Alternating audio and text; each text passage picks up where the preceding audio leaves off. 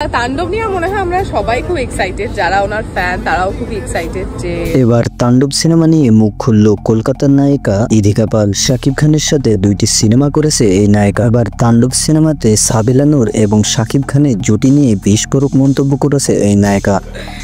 আগামীকাল আসবে ইয়েস্টারডে। তিনি বলে যে শাকিব খান আমাকে ধোঁকা দিয়েছে, আমাকে তাণ্ডব সিনেমাতে না নেওয়াতে আমি ভীষণ রাগ করেছি।